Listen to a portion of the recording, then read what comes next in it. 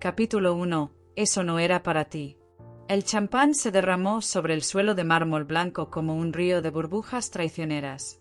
Mi nuera, Valeria, cayó de rodillas con los ojos desorbitados, la boca llena de espuma, y todo lo que pude pensar fue: eso no era para ti. Si estás viendo esto, suscríbete y dime desde qué país me escuchas. Porque antes de contarte cómo llegué a este momento, déjame ser clara, tengo 72 años y no sobreviví 40 años en el mundo inmobiliario siendo ingenua. Cuando alguien intenta envenenarte en tu propia fiesta de retiro, lo nota. Especialmente cuando esa persona lleva meses mirando tu cuenta bancaria como un lobo mira un cordero solitario. 2 horas antes, mi salón estaba lleno de risas, copas tintineando y el aroma de jazmín que Valeria, sí, ella misma, había insistido en colocar en cada rincón. Quiero que todo sea perfecto para ti, doña Elena, me había dicho con esa sonrisa que nunca llegaba a sus ojos. Yo asentí, cortés, mientras observaba cómo sus dedos, adornados con anillos que costaban más que mi primer coche, ajustaban los arreglos florales con una precisión casi militar. Había vendido mi empresa ese mismo día. Grupo Inmobiliario Márquez. 42 años de trabajo, sudor, noches sin dormir y decisiones que romperían a cualquiera más joven. El comprador pagó 28 millones de euros. No está mal para una mujer que empezó vendiendo terrenos en una motocicleta prestada tras enviudar a los 32. Mi hijo, Andrés, había insistido en la fiesta. Mamá, mereces celebrarlo. Deja que Valeria se encargue de todo. Tú solo relájate. Ahí fue cuando debí haber sospechado. Porque Valeria jamás se ofrecía a hacer nada que no incluyera una tarjeta de crédito o una foto para Instagram.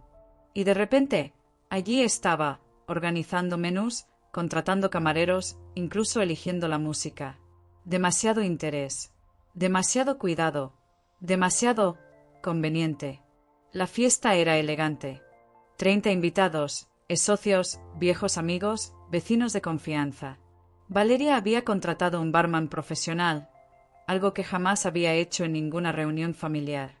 Nada es demasiado bueno para ti, mamá, me susurró al oído, apretando mi brazo con una fuerza que rozaba lo posesivo. Estaba hablando con mi antiguo socio, don Rafael, cuando lo vi. Valeria, junto a la mesa de champán, mirando a ambos lados como si temiera ser descubierta. Luego, con un movimiento rápido, sacó un pequeño frasco de su bolso, transparente, del tamaño de un dedo, y vertió su contenido en una copa específica. La mía, la que siempre uso, la de cristal tallado con una pequeña grieta en el borde, heredada de mi abuela. Mi sangre se heló, pero no parpadeé, no grité, no corrí, porque en mi mundo los gritos no ganan batallas. Las estrategias sí. Sonreí, asentí a lo que don Rafael decía sobre el mercado de lujo en Marbella y seguí observando. Valeria tomó la copa envenenada y caminó hacia mí con paso firme, su rostro una máscara perfecta de cariño filial. «Mamá, te ves cansada», dijo, ofreciéndome la copa. «Toma un poco de champán. Te lo mereces». Le agradecí con calidez, acepté la copa y esperé. 10 minutos después, mientras Valeria presumía su nuevo reloj ante un grupo de vecinas, me acerqué discretamente a su madre, doña Lucía, que estaba sola junto a la ventana, mirando el jardín con aire ausente. Sin decir palabra, intercambié mi copa por la suya. Ella, distraída, ni siquiera notó el cambio. Solo asintió y dio un sorbo. 5 minutos. Eso fue todo lo que tardó. Primero, una mueca de extrañeza. Luego, una tos seca. Después, sus ojos se abrieron como platos. «Este champán tiene un sabor muy raro», dijo, con la voz temblorosa. «¿Lo pediste de algún lugar especial?» No respondí, porque en ese instante sus piernas cedieron. Cayó al suelo con un golpe sordo. La copa se rompió a su lado. Espuma blanca brotó de sus labios. Convulsiones, gritos, caos. Valeria chilló. «Mamá, mamá, despierta». Corrió hacia ella, llorando, gritando por una ambulancia. Su actuación fue impecable, casi convincente, casi, pero yo he visto pánico real. He visto a hombres llorar tras perderlo todo en una quiebra fraudulenta. Y el pánico falso tiembla en los dedos, no en el alma. Andrés llegó corriendo desde el jardín. ¿Qué pasó?, gritó, arrodillándose junto a su suegra. Su mirada, sin embargo, no se fijó en Lucía. Se clavó en Valeria. Y en ese intercambio silencioso, vi todo: el plan, la complicidad, el miedo a que algo hubiera salido mal. No lo sé, sollozó Valeria, agarrando mi brazo con fuerza. Un minuto estaba bien, y al siguiente, colapsó. Los paramédicos llegaron en 8 minutos. Mientras trabajaban en Lucía, yo observaba a mi hijo. 35 años de maternidad me habían enseñado a leer sus gestos como un libro abierto. Y en ese momento, su rostro no mostraba preocupación. Mostraba alarma, como si su cuidadoso plan se estuviera desmoronando frente a sus ojos. ¿A qué hospital la llevan?, pregunté al jefe del equipo médico. Al San Vicente. ¿Familia? Amiga cercana, dije, mirando directamente a Valeria, que seguía hiperventilando. Iré en mi coche. Mamá, no hace falta, intervino Andrés rápidamente. Nosotros nos encargamos. Quédate aquí. Ayuda a limpiar. Qué considerado. Mantenerme en casa mientras ellos averiguaban que había fallado en su pequeño complot. Tonterías, dije con firmeza. Lucía es como de la familia. Voy con ustedes. Agarré mi bolso y mis llaves antes de que pudieran discutir. En el hospital, me mantuve cerca del mostrador de enfermería. Escuché fragmentos. Síntomas compatibles con intoxicación aguda. Alcaloides vegetales, posiblemente oleandro. No es común. Alguien tuvo que administrarlo. Valeria caminaba de un lado a otro, sus tacones marcando el ritmo de su ansiedad. Andrés, sentado en una silla de plástico, revisaba su teléfono una y otra vez, ignorando las llamadas. Es terrible, dijo Valeria por 5ª vez. Pobre mamá. No entiendo cómo pasó. Le di unas palmaditas en el hombro. Estas cosas son misteriosas, hija. Seguro los médicos lo resolverán. Luego, como quien no quiere la cosa, añadí. Por suerte, no bebió mucho champán.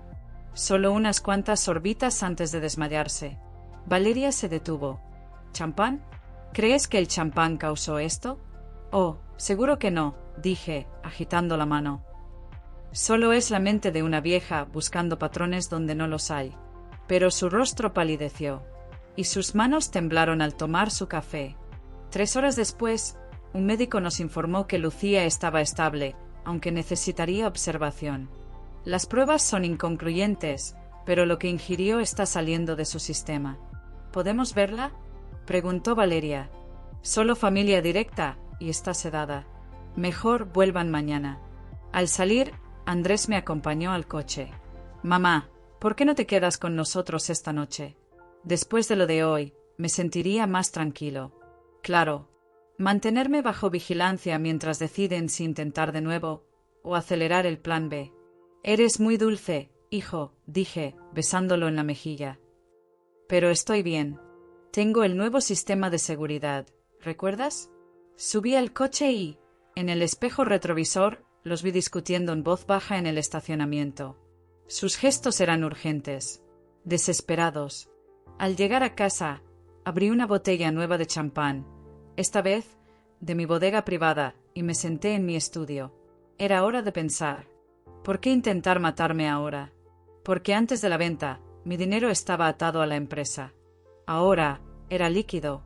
Ahora era heredable. ¿Y si moría de un ataque cardíaco a los 72? ¿Quién lo cuestionaría? Pero lo más importante no era el por qué. Era el qué haría yo al respecto. Porque una cosa es ser víctima.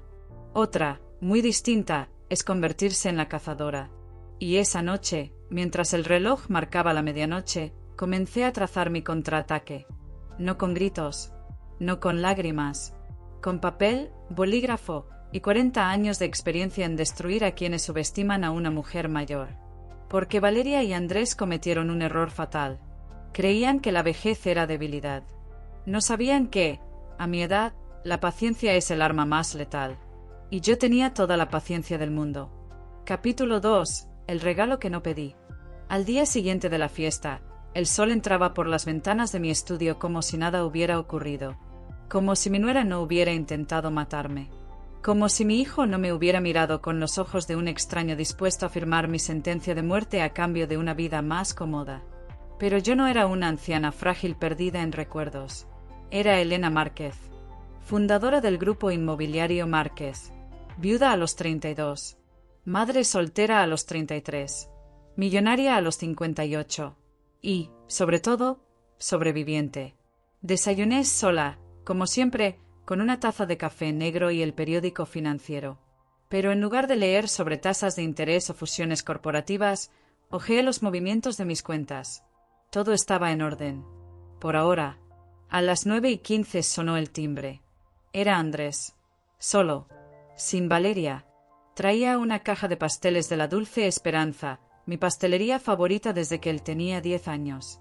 Pensé que te vendría bien algo dulce después de todo lo de ayer, dijo, besándome en la mejilla con esa ternura que solía derretirme el corazón. Pero hoy, ese beso me heló la sangre. Gracias, hijo, dije, haciéndome a un lado para dejarlo pasar. ¿Valeria no vino?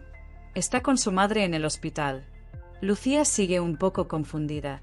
Los médicos dicen que es normal tras una intoxicación. Intoxicación. No accidente. No reacción alérgica. Intoxicación. Ya no podían fingir que fue un error. Mientras preparaba café, lo observé moverse por mi cocina como si aún fuera su hogar. Abrió el armario del azúcar sin preguntar.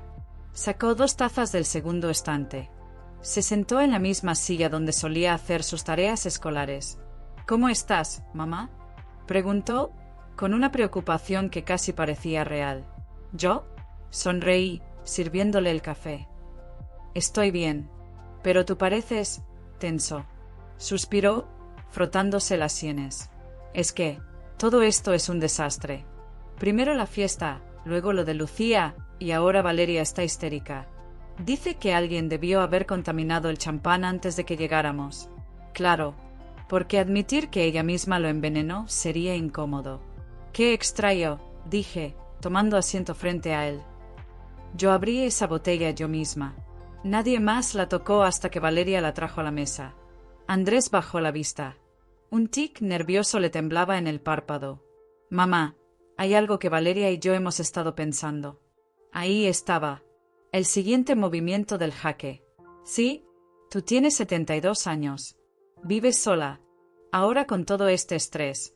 ¿No crees que sería mejor si estuvieras más acompañada? Me miró con esos ojos marrones que heredó de su padre. Ojos que solían pedir permiso para ir al parque.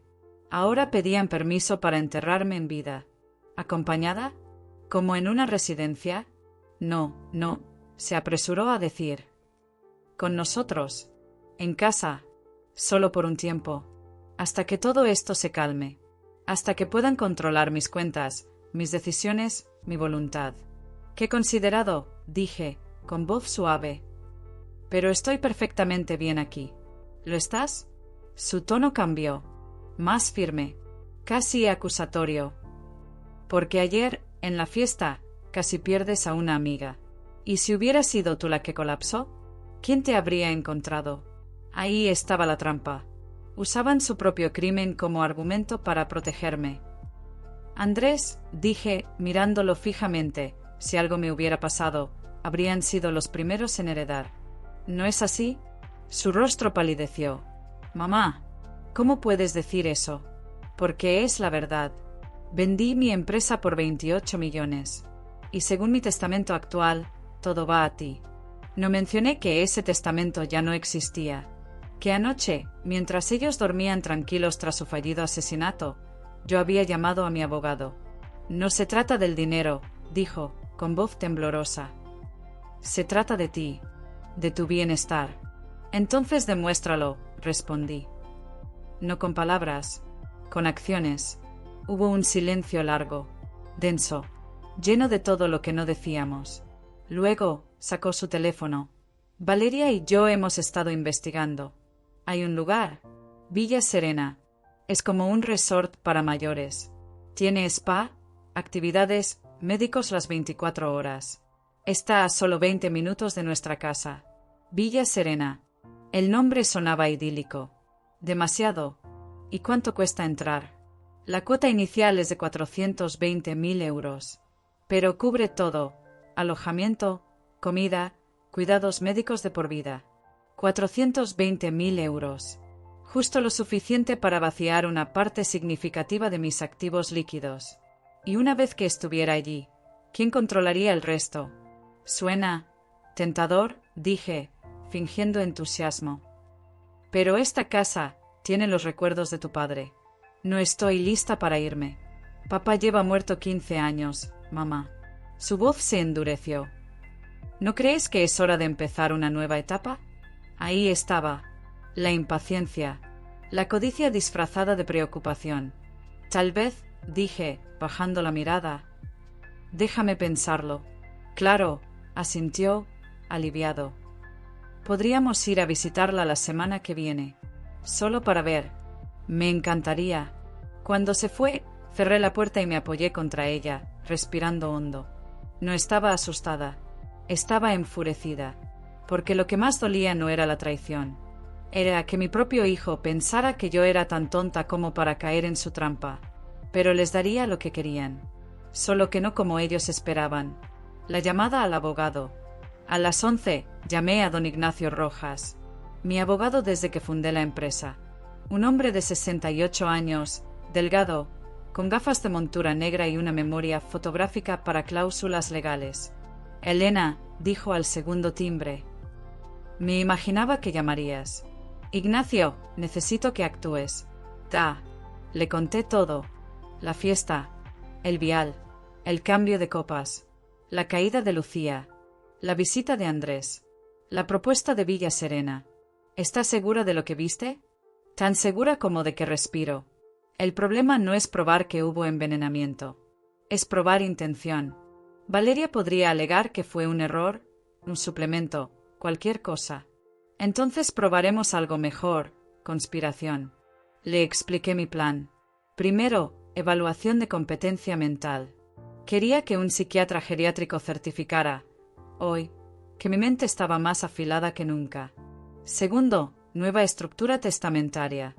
Un fideicomiso irrevocable que dejara a Andrés una renta vitalicia de 40.000 euros al año, suficiente para vivir con dignidad, no para mantener su estilo de vida de lujo. El resto iría a fundaciones de investigación contra el cáncer y educación femenina. Tercero, Valeria, nada. Ni un euro. Ni una moneda. Intentó matarme. Eso no se perdona. Cuarto, cláusula de desheredación automática. Si alguien intentaba declararme incapaz sin causa médica real, todo mi patrimonio pasaría directamente a las fundaciones. Elena, dijo Ignacio, tras un largo silencio. Esto es contundente. Quiero que duerman tranquilos esta noche. Mañana ya no podrán. La visita inesperada. A las 4 de la tarde sonó el timbre de nuevo. Esta vez no era Andrés. Era Lucía. Estaba pálida, con ojeras profundas, pero sus ojos estaban despiertos. Elena, dijo, sin preámbulos. Necesito hablar contigo. Sobre lo de la fiesta. La hice pasar y le serví té de manzanilla. ¿Qué recuerdas? Le pregunté. Todo, respondió. Hasta el sabor amargo del champán. Como metal oxidado. ¿Viste a Valeria hacer algo? Asintió, con lágrimas en los ojos. La vi. Justo antes de que me dieras la copa. Estaba junto a la mesa, con un frasquito pequeño, como los de esencias. ¿Por qué crees que lo hizo? Lucía bajó la voz.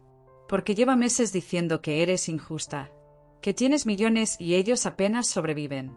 Que si algo te pasara, todo sería más fácil. Sentí un nudo en el estómago. No por el odio de Valeria. Por la complicidad de mi propio hijo. Lucía, ¿sabías que Valeria tomó una póliza de seguro de vida sobre mí? Ella abrió los ojos como platos. ¿Qué? 500.000 euros. A su nombre. Hace 6 meses. Dios mío, susurró. ¿Mi hija intentó matarte? Casi te mata a ti. Nos quedamos en silencio. 2 mujeres unidas por la traición de las personas que más amaban. ¿Qué vas a hacer? Preguntó. Darles exactamente lo que quieren, dije, con una sonrisa fría. Solo que no como ellos esperan. preparando la trampa. Esa noche, mientras el reloj marcaba la medianoche, firmé los nuevos documentos. Testamento, fideicomiso, directivas médicas. Todo sellado, notariado, irrevocable. Al día siguiente, llamé a Andrés. Hijo, dije, con voz suave. He decidido visitar Villa Serena. ¿Podrías organizarlo? Mamá, gritó, eufórico. Eso es maravilloso, pero hay una condición. Lo que sea, quiero que seas mi apoderado legal. Si algo me pasa, necesito saber que tú tomarás las decisiones. Por supuesto, mamá. Será un honor. Claro que será un honor. Porque no sabe que los papeles que firmará mañana le darán poder sobre una cuenta con €1. Y mientras él sueña con yates y mansiones, yo estaré construyendo su caída. Capítulo 3. El precio de la traición. La mañana después de mi llamada a Andrés, el cielo estaba nublado, como si el universo también supiera que hoy se escribiría un nuevo capítulo en esta guerra familiar. Me vestí con cuidado, traje sastre gris perla, perlas auténticas, las que mi marido me regaló en nuestro 25º aniversario, y zapatos bajos. No quería parecer frágil. Quería parecer inquebrantable. A las 10 en punto, Andrés y Valeria llegaron juntos. Él con una carpeta negra bajo el brazo. Ella con una sonrisa tensa que no alcanzaba sus ojos inyectados en ansiedad. «Mamá, ¿estás lista?», preguntó Andrés, abrazándome con más fuerza de lo habitual. «Claro que sí, hijo. Solo dame un minuto para recoger mis cosas». Entré a mi estudio y activé la grabación remota de las cámaras ocultas. Todo lo que pasara hoy quedaría registrado. No por la policía, por mí. Por si algún día necesitaba recordar exactamente cuándo dejé de ver a mi hijo como un niño y empecé a verlo como un cómplice. En el coche, Valeria iba en el asiento delantero, revisando su teléfono. Andrés conducía. Yo, atrás, observaba. ¿Has hablado con el abogado sobre el poder notarial?, preguntó Valeria, sin mirarme. Ya está todo listo, dije.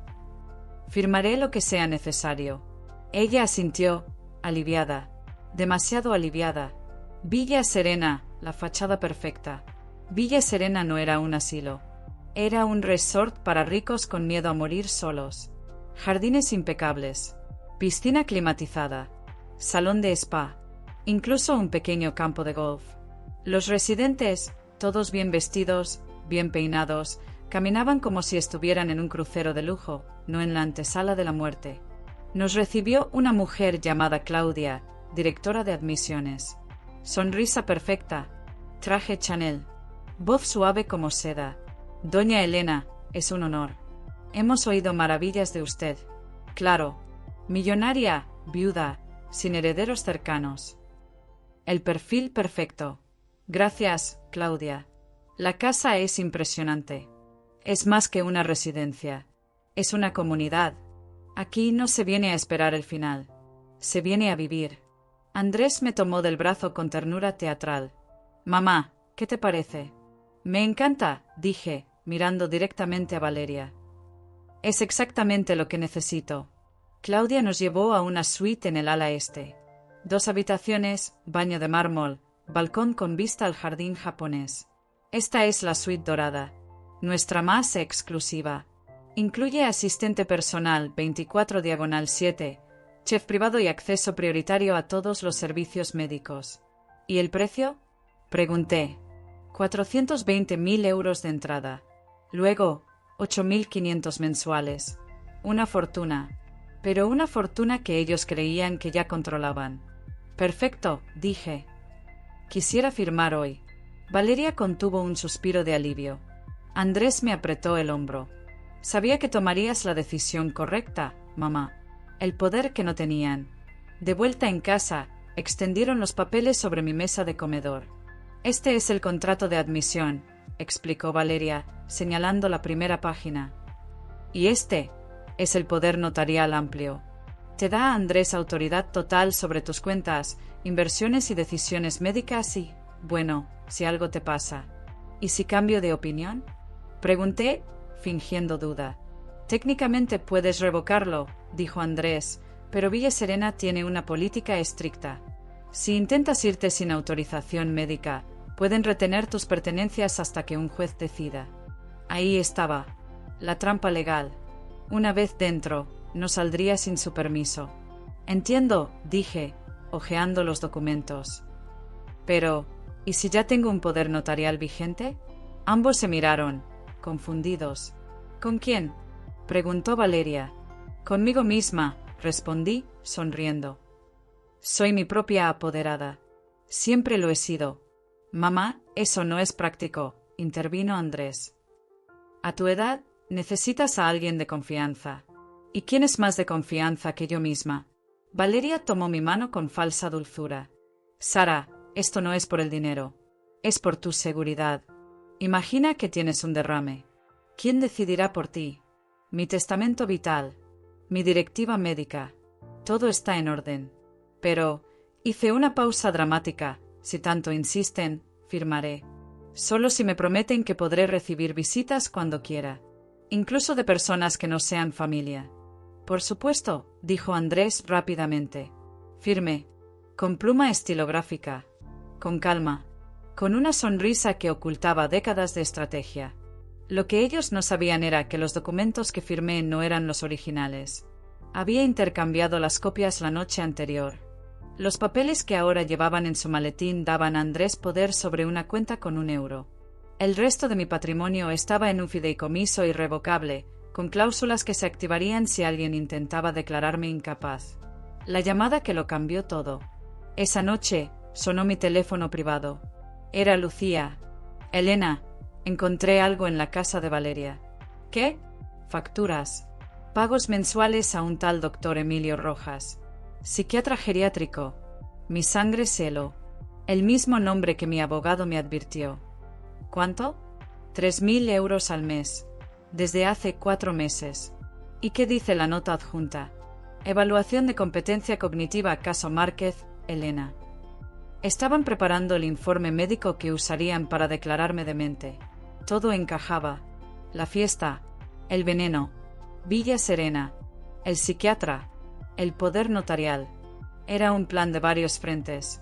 Si el veneno fallaba, usarían la ley. Lucía, ¿confías en mí? Más que en mi propia hija. Entonces hazme un favor. Mañana, llama a Valeria y dile que estás preocupada por mí. ¿Que crees que estoy confundida? Que hablas conmigo y digo cosas sin sentido. ¿Por qué? Porque quiero que ellos crean que su plan está funcionando. Y mientras lo creen, yo prepararé su caída.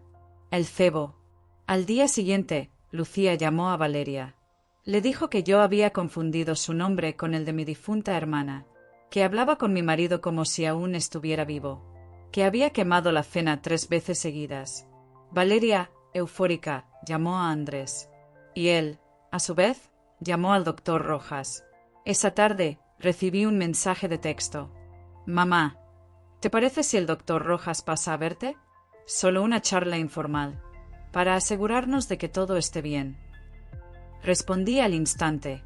Claro, hijo. Me encantaría conocerlo. Perfecto. Ahora ellos me traerían al lobo a mi guarida. El doctor y la trampa. El doctor Emilio Rojas llegó al día siguiente. Hombre de unos 60 años. Traje oscuro, mirada calculadora. Se presentó como especialista en bienestar geriátrico. Doña Elena, solo quiero conversar. Ver cómo se siente. Adelante, doctor. Tome asiento. Durante 45 minutos me hizo preguntas. ¿Recuerdo fechas? ¿Reconozco a mi familia? ¿Sé cuánto dinero tengo? Respondí con precisión quirúrgica, pero al final fingí un pequeño titubeo. ¿Y su hijo? ¿Cómo se llama? Andrés. No, espera. Antonio. Sí, Antonio. El doctor anotó algo en su libreta. Perfecto. Ya tenía su evidencia. Cuando se fue, llamé a Ignacio. Ignacio, el pez ha mordido el anzuelo. ¿Estás segura? Acaba de escribir que tengo signos tempranos de deterioro cognitivo. Ahora solo necesito que él lo diga en público. ¿Y cómo planeas lograr eso? Invitándolo a una reunión familiar, donde grabaré cada palabra. La cita final. Llamé a Andrés esa noche. Hijo, He decidido mudarme a Villa Serena la próxima semana. Pero quiero que todo esté en orden. Reúne a Valeria, al doctor Rojas y a tu abogado. Quiero firmar todo frente a testigos. ¿En serio, mamá? Su voz temblaba de emoción. Sí, ha llegado la hora. Colgué y abrí mi caja fuerte. Dentro estaba el sobre con las copias reales de mi testamento y un pequeño dispositivo de grabación. Mañana pondría fin a su farsa. No con gritos, no con lágrimas, con la verdad y la ley. Porque cuando una mujer mayor decide que ha tenido suficiente, no necesita armas, solo necesita pruebas. Capítulo 4. La reunión que los destruirá. La mañana de la reunión familiar amaneció con una neblina espesa que envolvía mi jardín como un velo fúnebre. Era el tipo de día en el que los secretos salen a la luz y las mentiras se ahogan en su propio veneno. A las 9 en punto, el timbre sonó. Andrés y Valeria llegaron juntos, como siempre. Pero esta vez no traían pasteles ni sonrisas falsas. Traían al doctor Emilio Rojas y a un abogado que no reconocí. «Mamá, este es el licenciado Martínez», dijo Andrés, señalando a un hombre de traje oscuro y mirada calculadora. «Trabaja con familias en temas de planificación patrimonial. Claro, un abogado de bolsillo, contratado para validar lo que ya han decidido». «Encantada», dije, haciéndome a un lado. «Pasen. El doctor Rojas ya está aquí». En mi salón, el psiquiatra esperaba sentado en el sofá principal, con una carpeta sobre sus rodillas. Lo había invitado yo misma la noche anterior, fingiendo preocupación por mi estado mental. Le dije que mi familia insistía en que me evaluara y que yo quería complacerlos. «Doña Elena», dijo, levantándose. «Gracias por recibirme. El placer es mío, doctor. Siéntese. Hoy es un día importante». Valeria me miró con ojos entrecerrados. Algo en mi tono la inquietó. «Buena, que empiece a sentir el piso temblar bajo sus pies. El teatro comienza. Antes de que empecemos», dije, sirviendo café, «quiero que todos sepan que valoro profundamente su preocupación». Andrés asintió, aliviado. Valeria forzó una sonrisa. El abogado tomó asiento junto al doctor. «Como saben», continué, «he decidido mudarme a Villa Serena. Y para que todo sea legal y transparente, he pedido que firmemos los documentos frente a testigos y frente a una grabación». «¿Grabación?», preguntó Valeria, tensa. «Sí, por mi seguridad y por la suya. No quiero que luego alguien diga que firmé bajo presión o sin entender lo que hacía». Andrés intercambió una mirada rápida con el abogado. Estaban incómodos. «Perfecto. Claro, mamá», dijo Andrés. «Lo que tú digas». Activé la grabadora oculta en el florero del centro de la mesa. La luz roja parpadeó suavemente. Nadie la notó. El primer golpe, el testamento. Antes de firmar el poder notarial, dije, «Quiero leerles mi nuevo testamento. Solo para que estén al tanto». Valeria palideció. Andrés se puso rígido. «Mamá, eso es privado», dijo él. «No cuando involucra a mis herederos». Abrí la carpeta que Ignacio me había entregado la noche anterior. Testamento último y definitivo de Elena Márquez de la Vega. Fecha, ayer. Hice una pausa dramática. Dejo a mi hijo, Andrés Márquez, una renta vitalicia de 40.000 euros anuales, pagadera mensualmente, siempre y cuando no intente acceder a mis cuentas sin autorización judicial. Andrés abrió la boca, pero no salió sonido. A mi nuera, Valeria Márquez, nada. Ni un euro, ni una moneda, ni siquiera mis perlas. Valeria se puso de pie. «Esto es una broma. Después de todo lo que he hecho por ti, ¿cómo envenenar mi champán?», pregunté, con voz suave. El silencio fue tan denso que pude oír el tic del reloj de pared. «¿Qué estás diciendo?», susurró Andrés. «Lo que todos sabemos que es verdad». Miré al doctor Rojas. «Doctor, ¿sabe por qué le pedí que viniera hoy?». «No, no exactamente. Porque quiero que evalúe a Valeria, no a mí». «¿A mí?», gritó ella. «Estás loca». «Al contrario, estoy más cuerda que nunca». Me levanté y caminé hasta la cocina. Regresé con una pequeña bolsa de pruebas forenses. «Esto es una muestra del champán que sobró en mi fiesta». Lo envié a un laboratorio privado anoche. Los resultados confirman, Oleandro, una toxina vegetal mortal, inodora, insípida, perfecta para asesinos aficionados. Valeria temblaba. Eso no prueba nada. Pero esto sí. Saqué mi teléfono y reproduje un audio. Mamá, ¿te parece si el doctor Rojas pasa a verte? Solo una charla informal, para asegurarnos de que todo esté bien. Claro, hijo. Me encantaría conocerlo. Luego, otro fragmento. Valeria, el plan está funcionando. La vieja ya cree que está perdiendo la cabeza. Perfecto. Una vez que firme el poder, transferimos el dinero y la metemos en Villa Serena. Nadie la sacará de allí. El audio era real. Lo había grabado durante una de sus llamadas desde mi jardín, usando un micrófono direccional. Andrés se puso de pie, furioso.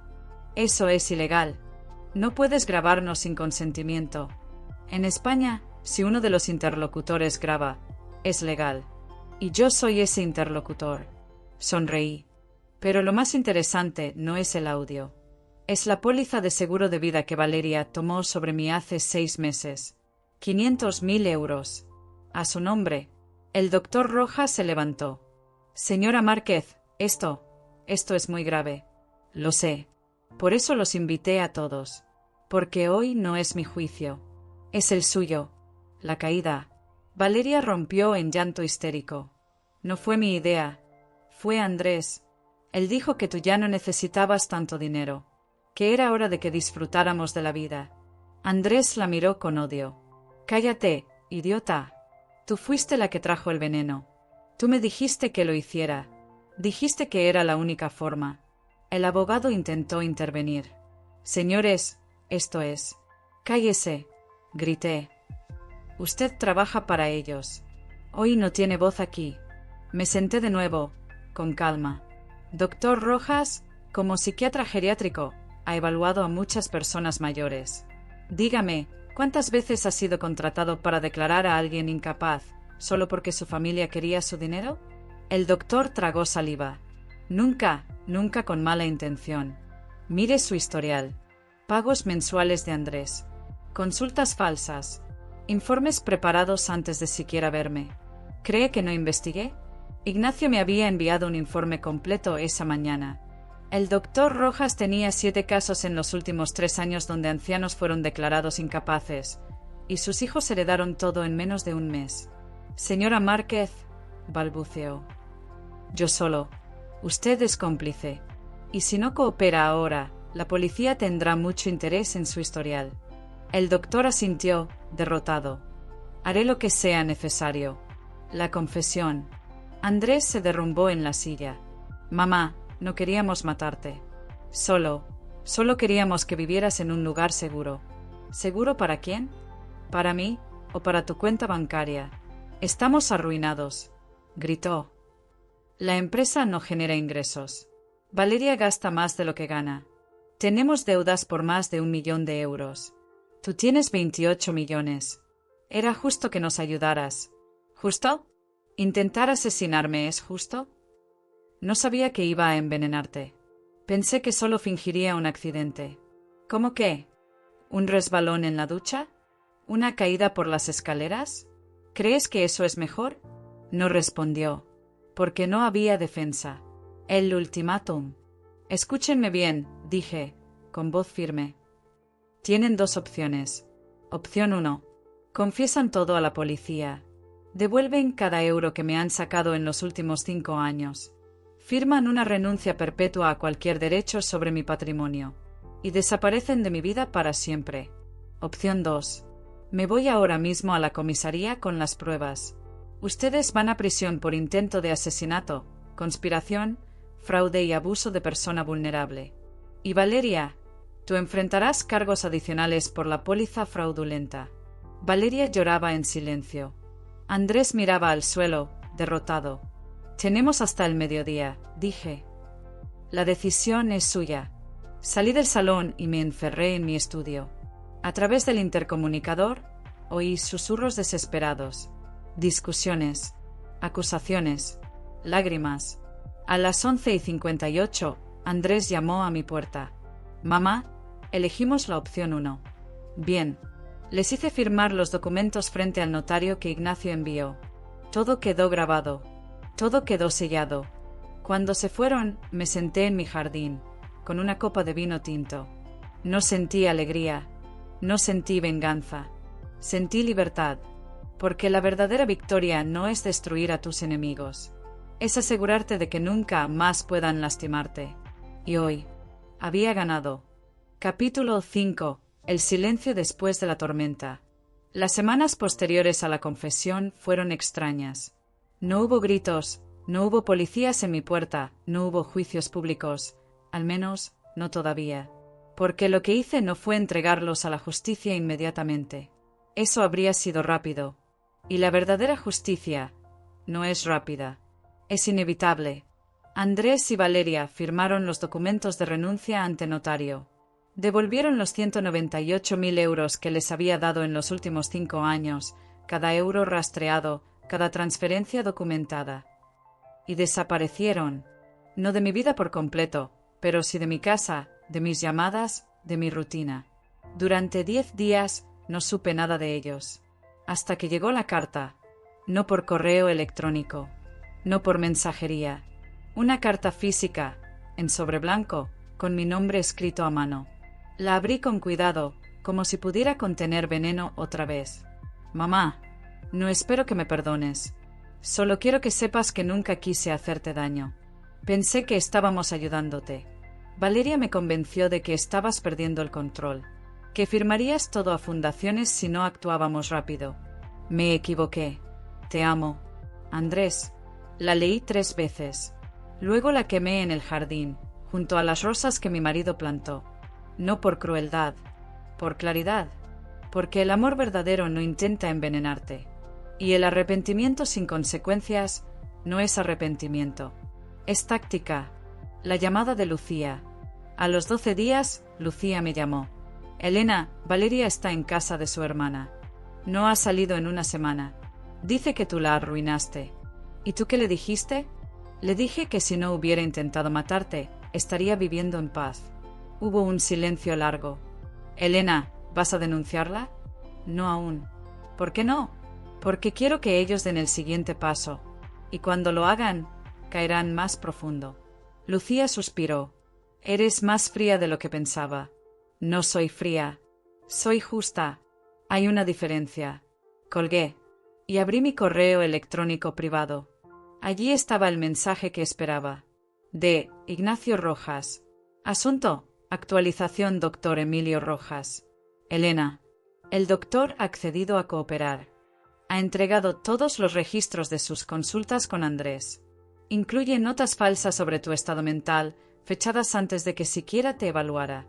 También confirma que Valeria le pidió específicamente que usara términos como deterioro cognitivo leve y riesgo de demencia vascular. Tiene miedo. Quiere un acuerdo. ¿Lo presionamos o lo usamos? Respondí al instante. Usamos. Que siga fingiendo que está de su lado. Necesito que crean que aún tienen una vía de escape. El error de Valeria. 3 días después, recibí una llamada de un número desconocido. Doña Elena, dijo una voz femenina, tensa. Soy la hermana de Valeria. Ella está desesperada. Y quiere hablar contigo. Dice que tiene algo que devolverte. ¿Qué cosa? No lo dice, pero insiste en que es importante. Algo que tomó de tu casa la noche de la fiesta. Mi mente trabajó rápido. ¿Qué podría haberse llevado? Dile que venga mañana. A las 4. Solo ella. Sin Andrés. Sin abogados. Gracias. Gracias, doña Elena. Colgué. Y activé las cámaras del salón. Porque si Valeria pensaba que iba a entrar en mi casa y manipularme de nuevo, no había aprendido nada. La visita llegó puntual. Vestida con ropa sencilla, sin maquillaje, el cabello recogido. Parecía rota. Gracias por recibirme, dijo, con voz temblorosa. Siéntate. No me abrazó. No sonrió. Solo se sentó, con las manos entrelazadas sobre las rodillas. Traje esto, dijo, sacando un pequeño cuaderno de su bolso. Lo reconocí al instante. Mi diario personal, el que guardaba en el cajón de mi mesilla, donde anotaba mis pensamientos, mis miedos y mis planes. Lo tomé esa noche, confesó. Pensé que si encontraba pruebas de que estabas confundida, podría usarlo para convencer al doctor. ¿Y qué encontraste? Nada, solo reflexiones sobre tu marido, sobre Andrés, sobre lo sola que te sentías. Bajó la mirada. Me hizo sentir culpable. ¿Culpable? ¿Después de intentar matarme? No quería que murieras, gritó con lágrimas en los ojos. Solo quería que firmaras el poder, que te mudaras a Villa Serena. El veneno era solo para que te enfermaras, para que creyeras que necesitabas ayuda. ¿O Leandro? Eso es solo enfermarte. Sabes que una dosis mínima puede matar a un adulto, ¿verdad? Lo sé ahora, pero estaba desesperada. Andrés me presionaba. Sus acreedores llamaban a todas horas. Yo solo quería salvarnos. ¿Salvarlos? ¿De su propia codicia? Asintió, llorando. Sí, pero ya no importa. Perdí todo. Mi madre me odia. Mi hermana me tolera. Andrés me culpa a mí de todo. Y tú tienes razón. No merezco nada de ti. Me miró con los ojos llenos de derrota. Pero antes de irme, quiero que sepas la verdad completa. ¿Qué verdad? El veneno no lo compré yo. Andrés lo consiguió. De un contacto en el campo. Alguien que trabaja con plantas medicinales. Él me dijo que era seguro. Que solo causaría mareos y confusión. Que te haría creer que estabas perdiendo la cabeza. Sentí un escalofrío. Porque eso era peor. No era solo un crimen de oportunidad. Era un plan calculado, con recursos, con logística. ¿Por qué me dices esto? Porque mereces saber quién es tu hijo de verdad. Y por qué, tal vez, si algún día decides perdonar. Que sepas que yo fui la tonta, no la malvada. Dejó el diario sobre la mesa. Se levantó. Y se fue sin mirar atrás. La decisión. Esa noche, llamé a Ignacio. Ignacio, quiero que presentes la denuncia. Por intento de asesinato, conspiración, fraude y abuso de persona vulnerable. ¿Estás segura? Sí, pero hay una condición. ¿Cuál? Que el doctor Rojas testifique. Que cuente todo. Y que Lucía también dé su testimonio. Elena, eso destruirá a Valeria. Podría ir a prisión por 10 años. Lo sé, pero si no lo hago, ¿quién protegerá a la próxima anciana que tenga una nuera codiciosa? Ignacio guardó silencio. Entendido. Presentaré la denuncia mañana. La última conversación con Andrés. Al día siguiente, Andrés llamó. Mamá, Valeria me contó que estás pensando en denunciarnos. No estoy pensando. Ya lo hice. Por favor, no arruines nuestras vidas. ¿Tus vidas? ¿Las vidas que construyeron sobre mentiras y veneno? Fue un error. Un solo error. No, hijo. Fue una cadena de decisiones, cada una más cruel que la anterior. Desde los regalos que aceptaste como derechos, hasta el psiquiatra que contrataste para declararme loca, hasta el veneno que pusiste en mi copa. Yo no puse el veneno, pero sabías que lo haría, y no lo detuviste. Eso te hace cómplice. Mamá, por favor, piensa en Emma. ¿Quieres que su padre vaya a prisión? Emma, mi nieta, la única inocente en todo esto. Emma merece un padre que no intente asesinar a su abuela. Y si va a prisión, tal vez allí aprenda lo que significa responsabilidad. Colgué. Por primera vez en 35 años, no sentí dolor al colgarle. Sentí paz. El amanecer de la justicia. 2 semanas después, la policía citó a Andrés y Valeria para declarar. El doctor Rojas entregó sus registros. Lucía testificó sobre las conversaciones con su hija. Y yo presenté las grabaciones, los análisis de laboratorio y el diario. No hubo juicio mediático. No hubo cámaras en mi puerta. Solo justicia silenciosa. Justicia real. Valeria fue acusada de intento de asesinato con agravantes. Andrés, de conspiración y fraude. Ambos aceptaron un trato para evitar cadena perpetua. Valeria, 8 años. Andrés, 3 años, con posibilidad de libertad condicional en 18 meses. Cuando me lo comunicaron, no celebré. Solo suspiré. Porque la victoria no es ver caer a tus enemigos. Es saber que ya no pueden lastimarte. Y esa noche, mientras el sol se ponía sobre mi jardín, abrí una botella nueva de champán. Esta vez, solo para mí. Brindé por la verdad, por la justicia y por las mujeres mayores que, contra todo pronóstico, siguen siendo las más peligrosas del mundo. Capítulo 6. Las sombras que quedan. Pasaron 3 meses desde que Andrés y Valeria fueron detenidos. 3 meses de silencio, de jardines bien podados, de cafés solitarios y llamadas ocasionales de mi abogado. Pero la vida, incluso después de una traición tan profunda, no se detiene. Solo cambia de forma. Lo que nadie te dice sobre la venganza es que, una vez cumplida, deja un vacío. No es un triunfo festivo. Es una calma fría, como el aire después de una tormenta eléctrica. Todo está limpio, pero también todo está roto. Y en ese vacío, apareció Emma, mi nieta, la hija de Andrés. 16 años.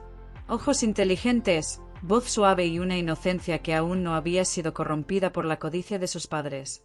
Me llamó un viernes por la noche. Abuela, ¿puedo visitarte este verano? Su voz temblaba. No por miedo, por vergüenza ajena.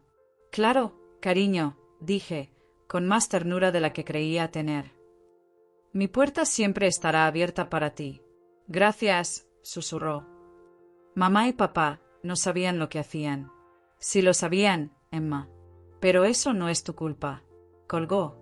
Y yo me quedé mirando el teléfono, preguntándome si alguna vez podría separar el amor por mi nieta del dolor por su padre. El regreso de Lucía. 2 días después, Lucía volvió a mi puerta. Esta vez, no con lágrimas, sino con un cuaderno en la mano. Elena, quiero escribir un libro, dijo, sin preámbulos. Sobre lo que nos pasó. Sobre cómo las familias usan la vejez como excusa para robar. ¿Y por qué harías eso? Porque hay miles de mujeres como nosotras. Solas, ricas, vulnerables. Y sus hijos piensan que el dinero las convierte en presas. Asentí. Porque tenía razón. ¿Quieres que participe? Sí. Necesito tu historia, tu voz, tu verdad. Solo si usamos seudónimos. No quiero que esto se convierta en un circo. Por supuesto.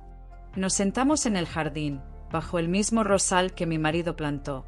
Y por primera vez, le conté todo. El vial, el cambio de copas, la trampa del poder notarial, la grabación, la confesión. Lucía tomaba notas con manos firmes. Ya no era la madre débil que creía en su hija ciegamente. Era una mujer que había visto el abismo y había decidido construir un puente para que otras no cayeran. ¿Crees que Valeria sabía lo que hacía? Preguntó. Sí, sabía que el Oleandro podía matar. Pero creía que yo sería la víctima, no tú. Y cuando te vio caer, fingió sorpresa, porque en su mente, tú eras solo un daño colateral. Lucía cerró el cuaderno. Entonces no fue un error. Fue un crimen con nombre equivocado. Exacto. La visita del psiquiatra. Una semana después, el doctor Emilio Rojas llamó. Doña Elena, necesito verla. En persona. ¿Aún no ha tenido suficiente drama? No es por mí. Es por su hijo. ¿Andrés? Sí. Lo visité en prisión preventiva. Está desmoronado. Dice que quiere hablar con usted. Que tiene algo que confesar. Ya confesó todo. No. Dice que hay algo más. Algo que Valeria no le contó. Acepté verlo. No por compasión. Por curiosidad. Llegó al día siguiente, con traje arrugado y ojeras profundas. Gracias por recibirme, dijo, sentándose sin invitación. Hablé. Andrés me dijo que Valeria tenía un cómplice. Alguien que le consiguió el veneno. No fue un contacto en el campo. Fue su hermana. ¿La hermana de Valeria? Sí. Trabaja en un vivero botánico. Tiene acceso a plantas tóxicas. Valeria le pidió algo que causara mareos, no muerte. Pero su hermana le dio oleandro puro. ¿Por qué? Porque también odia a Valeria. Dice que le robó a su novio hace 10 años. Esto fue su venganza disfrazada de ayuda. Sentí un escalofrío. Así que incluso en el crimen, había traición dentro de la traición. ¿Y por qué me lo dice ahora? Porque Andrés quiere que usted sepa que él no sabía del cómplice. ¿Y por qué? Quiere pedirle perdón. En persona. No. Doña Elena está en prisión. No puede hacerle daño. No es por miedo. Es por respeto. Respeto por mí misma. No merece mi tiempo. El doctor asintió, derrotado. Entiendo. Pero dígale esto. Si realmente quiere redimirse, que cuente toda la verdad en el juicio, incluyendo a la hermana de Valeria, y que firme la renuncia total a cualquier derecho sobre mi patrimonio. Solo entonces consideraré escribirle una carta. No una visita. Una carta. Porque algunas puertas no se abren del todo. Solo se entreabren, para dejar pasar la luz, no a la persona. Emma llega. A principios de julio, Emma llegó a mi casa con una maleta pequeña y los ojos llenos de preguntas. No sé si debo estar aquí, dijo al entrar. Claro que debes. Esta es tu casa tanto como la de ellos. Le mostré su habitación, la misma donde su padre durmió hasta los 18 años. Había conservado todo, los pósters de arquitectura, los libros de dibujo, el trofeo de fútbol. ¿Por qué no lo cambiaste? Porque los recuerdos no son malos. Solo las personas que los corrompen. Durante una semana, hablamos poco. Ella leía. Yo trabajaba en mi jardín. Pero una noche, mientras cenábamos, me miró fijamente. Abuela, ¿tú sabías que mamá quería envenenarte? Sí. ¿Y no dijiste nada? Dije todo lo que necesitaba decir, con mis acciones. ¿No tuviste miedo? El miedo no me detiene. Me prepara. Se quedó en silencio. Luego, con voz baja. Papá dice que fue un error. Que solo querían protegerte. ¿Protegerme de qué? ¿De mi propio dinero? Emma, la protección no se impone.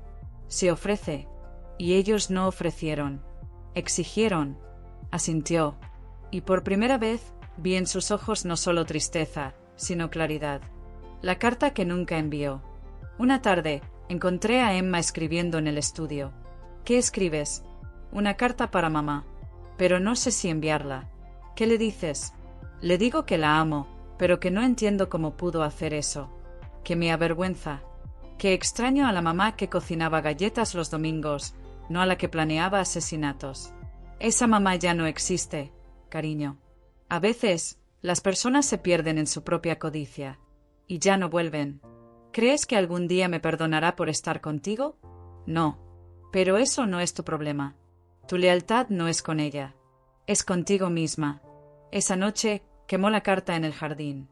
Como yo había quemado la de Andrés. 2 generaciones, 2 fuegos. Uno de dolor. Otro de liberación. El juicio comienza. A mediados de julio, comenzó el juicio. Valeria se declaró inocente de intento de asesinato, pero culpable de conspiración. Andrés, culpable de fraude y abuso de persona vulnerable. Ambos pidieron clemencia. Pero entonces, Andrés hizo algo inesperado. En la audiencia, se levantó y dijo: «Hay un cómplice. La hermana de Valeria. Ella proporcionó el veneno. Valeria le pidió algo suave. Pero su hermana le dio oleandro puro, por venganza personal. El juez ordenó una investigación inmediata. La hermana fue detenida al día siguiente. Valeria, al enterarse, gritó en la corte: «Traicionaste a tu propia familia». «No», respondió Andrés, mirando hacia mi banca. «Ustedes traicionaron a la mía». No me miró, pero yo supe que esas palabras eran para mí. La decisión final. Después del juicio, el juez dictó sentencia. Valeria, 8 años de prisión. Andrés, 3 años, con posibilidad de libertad condicional en 18 meses. Hermana de Valeria, 5 años por suministro de sustancia letal. Cuando salí del tribunal, Emma me esperaba afuera. «¿Estás bien, abuela?» «Sí, porque hoy no ganó el odio. Ganó la verdad». Esa noche, cenamos en silencio. Pero al final, Emma me tomó la mano. «Gracias por no odiarme por ser su hija. Nunca te odiaría, Emma, porque tú elegiste la verdad. Y eso te hace más fuerte que ellos». Capítulo 7. El legado que construyo. Con el juicio cerrado y las sentencias dictadas, muchos habrían pensado que mi historia había terminado, que la venganza se había cumplido, la justicia se había hecho y ya podía retirarme a vivir en silencio, rodeada de rosas y recuerdos. Pero yo no soy de las que se retiran, soy de las que reconstruyen. Y lo que más necesitaba reconstruir no era mi casa, ni mi patrimonio. Era mi propósito. La llamada de Emma. Una mañana de agosto, Emma me llamó desde el campus de verano de Northwestern. Abuela, hoy tuve una clase sobre derecho civil y familiar. Hablamos de abuso financiero contra personas mayores. Y pensé en ti. ¿Sí? La profesora dijo que el 1 de cada 10 ancianos sufre algún tipo de explotación económica, y que el 60% de los casos son cometidos por familiares directos. Hizo una pausa. Nunca supe que eso era tan común. Porque nadie habla de ello, cariño. El abuso familiar se esconde tras sonrisas, regalos y preocupación. Quiero especializarme en eso, en proteger a personas como tú. Sentí un nudo en la garganta. No de tristeza, de esperanza. Entonces te apoyaré en cada paso. ¿En serio? Emma, tu abuelo y yo construimos esta fortuna no para que se la llevaran los codiciosos, sino para que alguien como tú pudiera usarla para cambiar el mundo. Esa noche, redacté un nuevo documento. No un testamento. Un fideicomiso educativo. 5 millones de euros. Solo para Emma. Solo si se graduaba en Derecho con enfoque en protección de adultos mayores. No como regalo, como inversión. El libro de Lucía. 2 semanas después, Lucía llegó con las primeras pruebas del libro. Lo llamé El precio de la vejez, dijo, extendiendo las páginas sobre mi mesa. Leí el prólogo. Era crudo, honesto, desgarrador. Mi hija no me odiaba. Me veía como un obstáculo. Un cuerpo viejo que ocupaba el lugar del dinero que ella creía merecer. Y cuando intentó matar a su suegra, casi me mata a mí también. No con veneno, con indiferencia. ¿Estás segura de publicar esto? Le pregunté. Más segura que nunca. Si mi historia salva a una sola mujer de ser envenenada por su propia familia, valdrá la pena el dolor. Le ayudé a contactar a una editorial independiente. Y añadí una cláusula. El 100% de las regalías iría a una fundación que yo crearía. Manos que cuidan, dedicada a detectar y prevenir el abuso financiero contra personas mayores. La fundación. En septiembre, registré oficialmente la fundación.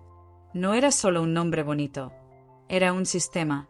Línea de denuncia anónima para ancianos que sospechan de sus familiares. Abogados pro bono especializados en derecho patrimonial geriátrico. Talleres en centros comunitarios, cómo detectar señales de manipulación, cómo redactar testamentos seguros, cómo usar fideicomisos. Alianzas con psiquiatras éticos que no venden diagnósticos por dinero. El primer caso que recibimos fue de una mujer de 78 años.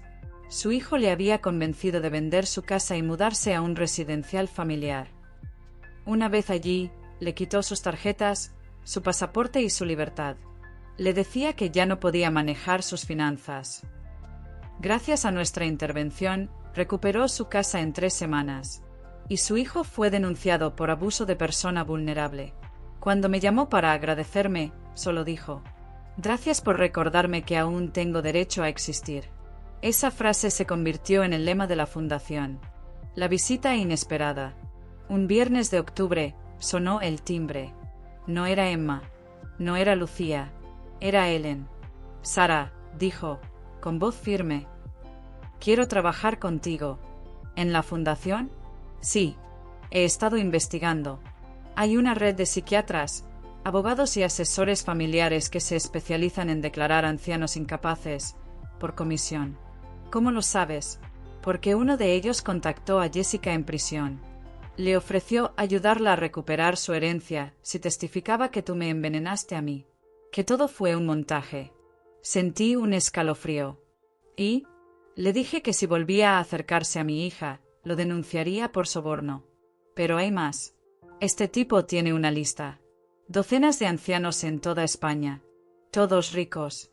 Todos solos. Todos en peligro. ¿Tienes pruebas? Tengo nombres, fechas, transferencias bancarias. Y un nombre, doctor Mateo Vargas. Lo reconocí al instante. El mismo nombre que el abogado de Ignacio me había mencionado semanas atrás. Un psiquiatra con consultorio en Madrid y una reputación oscura. Ellen, ¿estás dispuesta a testificar? Solo si tú estás dispuesta a liderar la cruzada. Sonreí. Hace un año luchaba por mi vida. Hoy lucharé por las suyas. La trampa para el doctor Vargas. Ignacio y yo diseñamos un plan. Ellen fingiría estar en crisis financiera. Publicaría un anuncio en foros de jubilados. Mujer mayor busca asesoría legal y médica para planificación patrimonial. El doctor Vargas mordió el anzuelo en 48 horas. Doña Ellen, dijo en su primera llamada. Entiendo que está preocupada por su futuro. Podemos ayudarla a proteger sus activos de personas no confiables. Mi hija me ha decepcionado, respondió Ellen, siguiendo el guión. Ya no sé en quién confiar. Entonces déjenos manejar todo. Primero, una evaluación cognitiva. Luego, un fideicomiso controlado por nuestros abogados. Así, su dinero estará seguro. Grabamos cada palabra. 2 semanas después, el doctor Vargas llegó a casa de Ellen con un abogado de su red. Le hicieron pruebas cognitivas ridículas. ¿Qué día es hoy? ¿Cuánto es 100 menos 7? Luego, le presentaron un contrato que le daba a ellos el control total de sus cuentas. Ellen firmó, con tinta invisible. Porque al día siguiente, la policía allanó el consultorio del doctor Vargas. Encontraron 37 casos de ancianos declarados incapaces sin justificación médica. 2 millones de euros en transferencias fraudulentas. Y una lista de cómplices, abogados, notarios, incluso un juez retirado. El escándalo sacudió los medios. Y mi fundación se convirtió en noticia nacional. El perdón que no di. Una tarde, recibí una carta de prisión. Era de Andrés. Mamá, he estado pensando mucho. No sobre lo que hice, sino sobre lo que no hice. No te defendí. No cuestioné a Valeria. Preferí creer en su versión porque era más cómoda. Hoy entiendo que la comodidad mata más relaciones que el odio. No te pido perdón. Solo quiero que sepas que, si algún día Emma me necesita, haré lo correcto. Andrés. No respondí, pero guardé la carta. No por él, por Emma, porque algún día ella querrá saber si su padre cambió. Y esta carta será la prueba. El nuevo comienzo. En noviembre, inauguramos oficialmente la sede de Manos que Cuidan. Emma vino desde Chicago. Lucía leyó un fragmento de su libro. Ellen presentó el primer informe de casos resueltos. Yo di el discurso final. Dicen que la vejez es un declive. Pero yo les digo que es una segunda oportunidad. Una oportunidad para usar la sabiduría, no solo la riqueza. Para proteger, no solo poseer. Para enseñar, no solo heredar. No soy una víctima. Soy una vigilante. Y mientras respire, nadie aprovechará la bondad de una mujer mayor para robarle su dignidad. Al final, Emma me abrazó. Abuela, eres mi heroína. No, cariño. Tú eres la mía. Porque elegiste la verdad. Cuando era más fácil mirar hacia otro lado. Esa noche, cenamos en mi jardín. Las rosas seguían floreciendo. El champán era auténtico. Y la paz era real. Porque la verdadera victoria no es destruir a tus enemigos. Es construir algo tan hermoso que su oscuridad ya no importa. Capítulo 8. La carta que cambió todo. El invierno llegó con una calma engañosa. Las hojas habían caído. El jardín dormía bajo una fina capa de escarcha y las noches eran largas, silenciosas, perfectas para reflexionar. Pero en mi estudio, donde las luces permanecían encendidas hasta altas horas, no había espacio para la nostalgia, solo para la estrategia. Porque aunque el juicio había terminado y la fundación florecía, una sombra seguía acechando, la hermana de Valeria. Había sido condenada a 5 años, sí, pero su sentencia incluía libertad condicional en 18 meses. Y lo que más me preocupaba no era su regreso, sino su silencio. Nunca se defendió. Nunca negó su participación. Solo dijo, en la audiencia final, ella se lo merecía. Esa frase me perseguía. Porque si odiaba tanto a Valeria, ¿por qué no había advertido a alguien? ¿Por qué no había llamado a la policía? No. Prefirió usar el veneno como arma de venganza disfrazada de ayuda. Y eso significaba que, en el fondo, ella también era como ellos. La llamada desde prisión. Una tarde de diciembre, mientras revisaba los informes mensuales de Manos que Cuidan, sonó el teléfono fijo. Era una llamada colectiva desde la prisión provincial. «Doña Elena», dijo una voz femenina, fría, controlada. «Soy Claudia, la hermana de Valeria. ¿Qué quieres? ¿Hablar? No para pedir perdón. Para advertirte. Adelante». Valeria no actuó sola. Hay más gente como nosotros. Gente que sabe cómo moverse en las sombras de la vejez. ¿A qué te refieres? Hay un grupo, no oficial, un círculo de abogados, médicos, incluso notarios. Se llaman a sí mismos los cuidadores. Pero no cuidan, despojan. Sentí un escalofrío. ¿Por qué me dices esto? Porque tú los expusiste. Y ahora te tienen en la mira. Escuché a una compañera de celda. Su primo es notario en Valencia. Dice que alguien ofreció 50.000 euros a quien pudiera neutralizar a Elena Márquez antes de que su fundación crezca demasiado. ¿Neutralizar? Sí. No necesariamente matarte. Podría ser un accidente, una caída, una declaración de demencia falsa, cualquier cosa que te saque del juego. Guardé silencio. ¿Por qué me ayudas? Porque odio a Valeria, pero no soy asesina. Y porque, si alguien va a destruir a mi hermana, quiero que seas tú. No un extraño con un contrato. Colgó. No dudé ni un segundo. Llamé a Ignacio, luego a la policía, y finalmente, a Ellen. Tenemos que actuar, dije. No esperar a que ataquen. Tenemos que atraerlos. El cebo perfecto. Diseñamos una trampa. Publicamos en los foros de jubilados una noticia falsa. Elena Márquez, fundadora de Manos que Cuidan, busca asesoría médica y legal urgente. Ha sufrido mareos y confusión tras una caída. Busca a alguien discreto para evaluar su capacidad mental antes de que la fundación sea intervenida. Firmado, amiga cercana. En 72 horas, recibimos 3 contactos. Uno era un abogado de Sevilla. Otro, un médico jubilado de Málaga.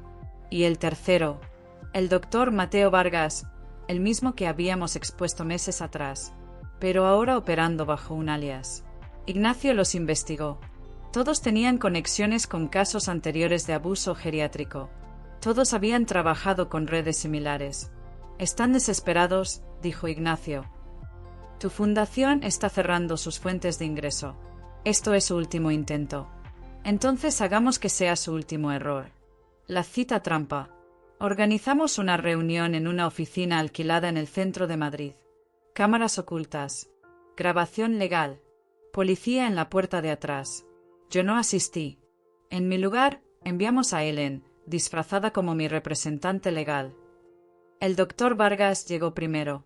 Traía un maletín con formularios de evaluación cognitiva y un contrato de fideicomiso ya redactado. Doy a Ellen, dijo, con una sonrisa aceitosa. Entiendo que la señora Márquez está vulnerable. Sí, respondió Ellen, siguiendo el guión. Ha olvidado nombres, fechas. Incluso firmó un testamento que deja todo a una fundación. Está claro que no entiende lo que hace. Tranquila, dijo Vargas. Podemos revertir eso. Primero, una evaluación privada. Luego, un informe médico que declare su incapacidad. Finalmente, un juez amigo mío aprobará la tutela y ustedes controlarán todo. ¿Y el dinero? El 70% para ustedes. El 30% para mí y mi red. Justo por el riesgo legal. Ellen fingió entusiasmo. Perfecto. Pero necesito ver pruebas de que ha hecho esto antes. Vargas, confiado, sacó su tableta. Aquí tiene. 23 casos en los últimos 4 años. Todos ancianos ricos. Todos ahora bajo tutela de sus familiares agradecidos. Entre los nombres, reconocí a 2 víctimas que habían contactado a mi fundación. Era suficiente. En ese momento, entró la policía. Manos arriba. Están detenidos por conspiración, fraude y abuso de persona vulnerable. Vargas palideció. Intentó borrar los archivos. Pero Ignacio ya había clonado la tableta remotamente. La red cae. En las 48 horas siguientes, la policía allanó 7 domicilios en 4 provincias.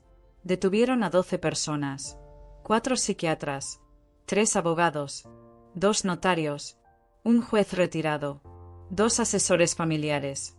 Se incautaron documentos, transferencias, contratos falsos. Y lo más importante, una lista maestra con 89 nombres de ancianos en riesgo. Gracias a esa lista, mi fundación pudo contactar a 63 personas antes de que fuera demasiado tarde. Muchas ya habían firmado poderes notariales. Otras habían vendido sus casas. Pero aún estábamos a tiempo. Una mujer de 82 años, en Bilbao, recuperó su piso 3 días antes de que su hijo la trasladara a un residencial familiar en Portugal. Gracias, me dijo por teléfono. Pensaba que ya no valía nada. Pero usted me recordó que mi vida sigue siendo mía. La carta de Emma. Esa misma semana, recibí un sobre desde Chicago. Era de Emma. Abuela, hoy en clase hablamos de ética profesional en el derecho. Mi profesor dijo que el mayor peligro no es el crimen evidente, sino el crimen que se disfraza de cuidado. Pensé en ti, en cómo viste a través de la mentira cuando todos los demás solo veían una nuera atenta. Quiero que sepas que, cuando me gradúe, trabajaré contigo. No por el dinero, por la justicia. Emma. Guardé la carta en el cajón de mi escritorio, junto a la de Andrés. Una de redención, otra de propósito. El perdón que no necesité. Una mañana, mientras tomaba café en el jardín, vi a una figura caminando por la vereda. Era Valeria. Había salido bajo régimen de libertad condicional para visitar a su madre enferma. Se detuvo frente a mi puerta. No llamó. Solo me miró. No vine a pedir nada, dijo, con voz ronca. Solo a decir que, lo siento. ¿Por qué? Por creer que el dinero era más importante que tu vida. Por usar a mi propia madre como escudo. Por no ver que, al intentar destruirte, me destruí a mí misma. ¿Y ahora? Ahora entiendo que la vejez no es debilidad. Es experiencia armada. Asentí. Entonces ya aprendiste tu lección. Sí, pero no espero que me perdones. No te perdono, pero tampoco te odio. Eres solo una lección que ya pasó. Se dio la vuelta y se fue. No la volví a ver. El nuevo comienzo de Lucía. Lucía publicó su libro ese mes. El precio de la vejez se convirtió en bestseller en 3 semanas. Las entrevistas la llamaban la voz de las ancianas silenciadas. En una presentación en Barcelona, dijo: mi hija intentó matar a su suegra, y casi me mata a mí con su indiferencia. Pero de esa oscuridad nació algo hermoso. Una fundación que protege a quienes ya no pueden protegerse solos. Al final del evento, una mujer mayor se acercó a ella y le susurró: gracias, porque ahora sé que no estoy loca. Solo estaba siendo robada. Mi decisión final. Esa noche, redacté un nuevo documento. No un testamento. Una declaración pública. Mientras viva, mi fortuna servirá para proteger a las personas mayores de la codicia disfrazada de amor. Y cuando muera, cada euro irá a manos que cuidan. Porque el verdadero legado no es lo que dejas, sino lo que construyes para que otros no sufran lo que tú sufriste. Firmé, sellé, y lo envié a todos los medios, porque ya no era solo mi historia, era un manifiesto, y mientras el mundo dormía, yo seguía despierta, vigilando, protegiendo, viviendo, porque a los 72 años, la mejor venganza no es el silencio, es la vida bien vivida. Capítulo 9. La última prueba. La primavera trajo calma aparente, pero para mí era solo el preludio de la última prueba.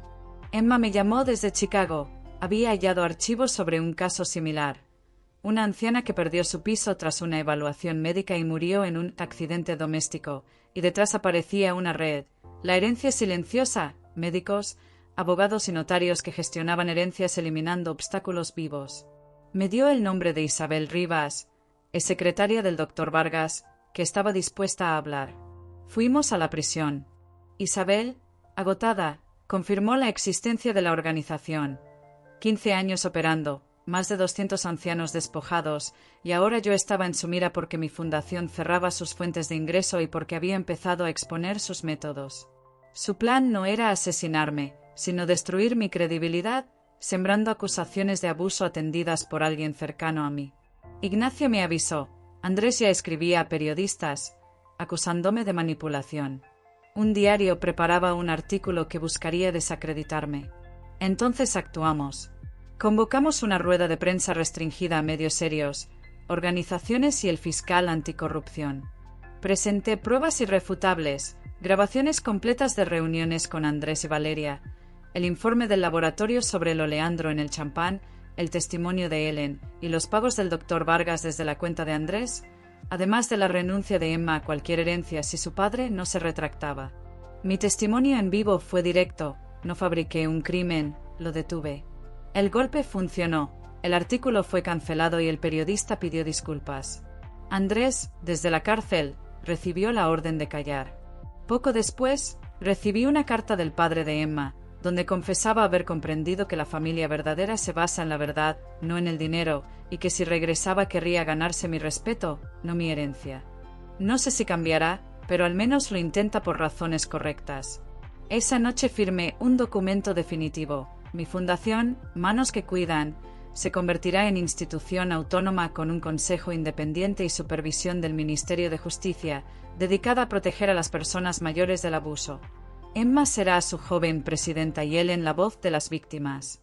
Yo seré la guardiana silenciosa. Porque el verdadero poder es usar lo que tienes para que otros no lo pierdan. Capítulo 10. Final. La paz que gané.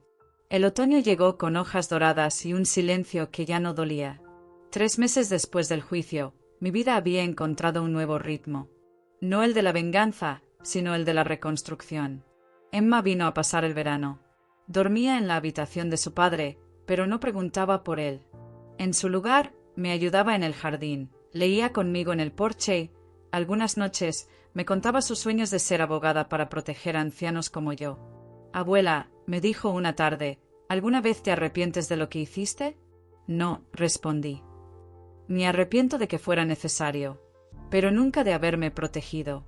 Esa misma semana, recibí una carta de Andrés desde prisión. No pedía dinero ni perdón. Solo decía, gracias por enseñarme que el amor no se mide en herencias, sino en respeto. No respondí, pero guardé la carta. Por Emma. La fundación creció. Abrimos oficinas en 3 ciudades. Ellen dio charlas en universidades. Lucía publicó un segundo libro. ¿Y yo? Seguí firmando cheques, sí, pero también esperanzas. Una mañana, mientras tomaba café, vi a una mujer mayor en la acera de enfrente. Caminaba con dificultad, pero con dignidad. Me recordó a mí misma hace un año, fuerte, sola, vigilante. Salí a saludarla. Buenos días. ¿Necesita ayuda? Me miró, sorprendida. Luego sonrió. No, gracias. Solo disfrutando el sol. Entonces, únase a mí. Tengo el mejor café de la cuadra. Se llamaba Carmen, viuda, 2 hijos que solo querían lo mejor para ella. Le conté mi historia, no para asustarla, sino para prevenirla. Al final me abrazó. Gracias por existir. Esa noche escribí en mi diario: no soy una heroína. Soy una mujer que eligió no ser víctima. Y en ese acto me convertí en refugio para otras. El verdadero final no fue el juicio. Fue la primera vez que dormí sin revisar las cerraduras. Fue la risa de Emma en el jardín.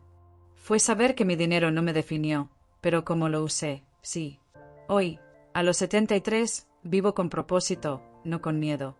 Y si alguien pregunta qué hice después de que mi nuera intentó envenenarme, les digo, construí un mundo donde eso ya no puede pasarle a nadie más. Porque la mejor venganza no es el silencio, es la vida bien vivida. Y la mía apenas comienza.